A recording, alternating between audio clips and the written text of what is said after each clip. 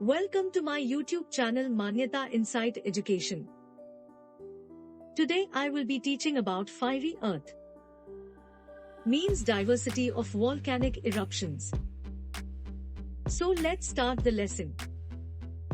Today's lesson objectives. Identify and describe the characteristics of different types of volcanic eruptions. Compare and contrast the different types of volcanic eruptions in terms of their potential hazards and the types of damage they can cause. Identify the factors that contribute to the differences between different types of volcanic eruptions. Volcano. Volcanoes are fascinating geological features that are formed when molten rock, ash, and gas escape from the Earth's surface. They can be found all around the world and come in many different shapes and sizes. Some volcanoes are active and erupt frequently, while others are dormant or extinct and haven't erupted in many years or even thousands of years. When a volcano erupts, it can be a spectacular and sometimes dangerous event. The eruption can produce lava flows, ash clouds, and pyroclastic flows. Parts of volcano. Crater. This is a ball-shaped depression at the top of the volcano that forms when the summit collapses after an eruption. Magma chamber. This is a large underground cavity or reservoir where molten rock, magma, is stored before it erupts. Conduit. This is a long, narrow channel that connects the magma chamber to the surface of the volcano. Magma rises through the conduit and erupts. Fumarole. This is a vent on the surface of the volcano that emits steam, gas, and other volcanic gases. Fumaroles are usually found near the summit. Types of volcano. Shield volcanoes. These volcanoes have a broad, gently sloping cone shape, similar to a warrior's shield laid on the ground. They are formed by numerous lava flows that spread out in all directions from a central vent. Shield volcanoes typically have non-explosive eruptions and produce thin, runny lava that flows for long distances. Some well-known examples of shield volcanoes are Mauna Loa and Kilauea in Hawaii. Stratovolcanoes. These are tall, steep-sided volcanoes with a classic, cone-shaped appearance. They are formed by alternating layers of lava, ash, and other volcanic debris. Stratovolcanoes can have explosive or non-explosive eruptions and are known for their powerful explosions and pyroclastic flows. Some well-known examples of stratovolcanoes are Mount Fuji in Japan and Mount St. Helens in the US. Cinder cones. These are small, steep-sided volcanoes made up of loose, pyroclastic material such as ash, cinders, and volcanic bombs. They are usually formed by explosive eruptions that eject the material from a single vent, piling it up around the vent. Some well-known examples of cinder cones are Mauna Kea in Hawaii and Mount Etna in Italy. Types of volcanic eruption. Volcanic eruptions. Volcanic eruptions occur when magma rises to the surface and erupts through a vent in the Earth's crust. There are several types of volcanic eruptions, and they can be classified based on the type of magma involved, the amount of gas present in the magma, and the style of eruption. Volcanic eruptions. Volcanic eruptions are more explosive than Hawaiian and Strombolian eruptions, and they are characterized by the ejection of large amounts of ash, gas, and rock fragments into the air. The eruption column can reach several kilometers high, and the ash can travel long distances. Plinian eruptions. Plinian eruptions are the most explosive type of volcanic eruption. They are characterized by the eruption of large amounts of ash, gas, and pumice into the air, forming a mushroom-shaped cloud that can rise several tens of kilometers into the atmosphere. Pilene eruptions. During a pilene eruption, the volcanic vent can become blocked by viscous magma, causing a buildup of pressure that is released in a violent explosion. The resulting pyroclastic flow can move at extremely high speeds, reaching hundreds of kilometers per hour, and can be extremely destructive. Strombolian eruptions.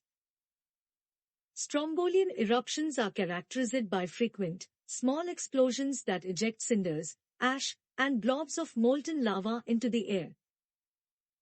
These eruptions are caused by the buildup of gas bubbles in the magma, which burst at the surface. Hawaiian eruptions. Hawaiian eruptions are characterized by the effusive eruption of basaltic lava. The lava flows out of the volcano and spreads over a large area, forming shield volcanoes.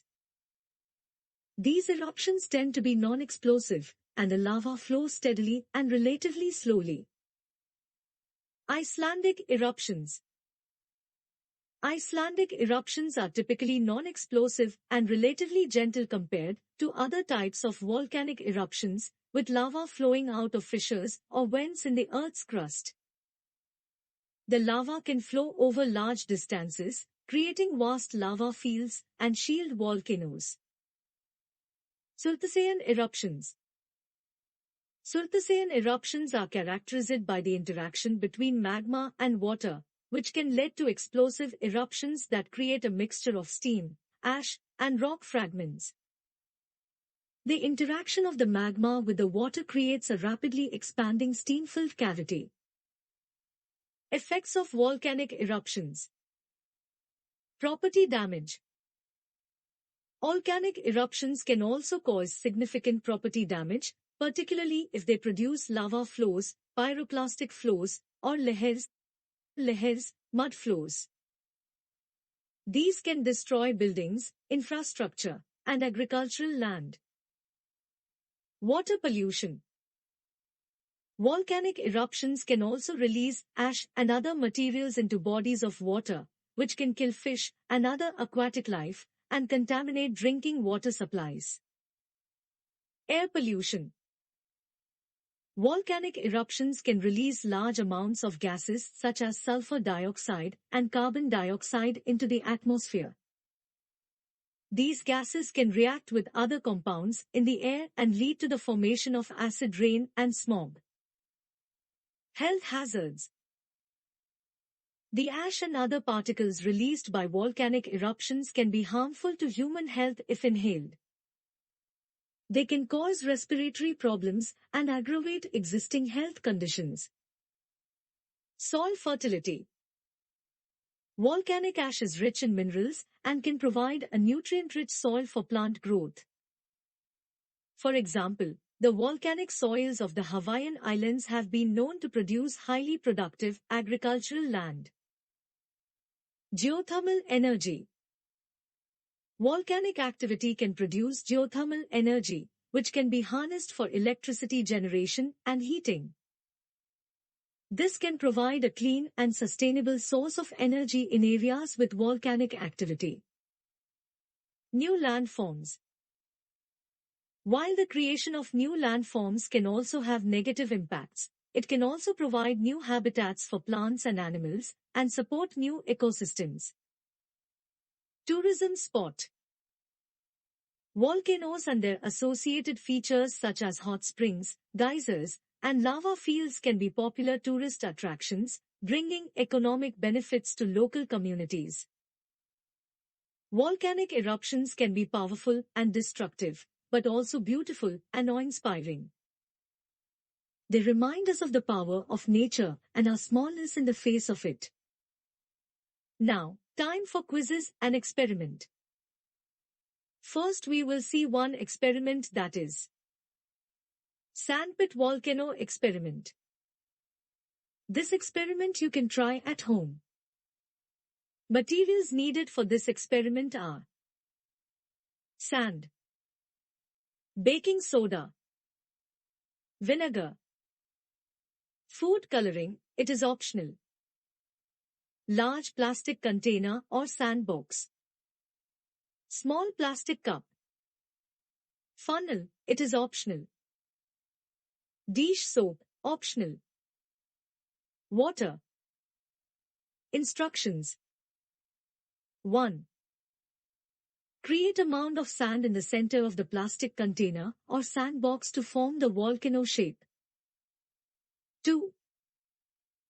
Use the small plastic cup to make a hole in the center of the mound that is big enough to fit the funnel, if using. 3. If using the funnel, place it in the hole in the center of the mound. If not, make a small indentation in the top of the mound with the cup. 4.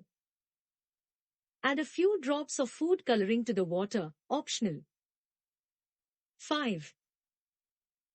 Fill the cup with baking soda and place it inside the funnel or indentation.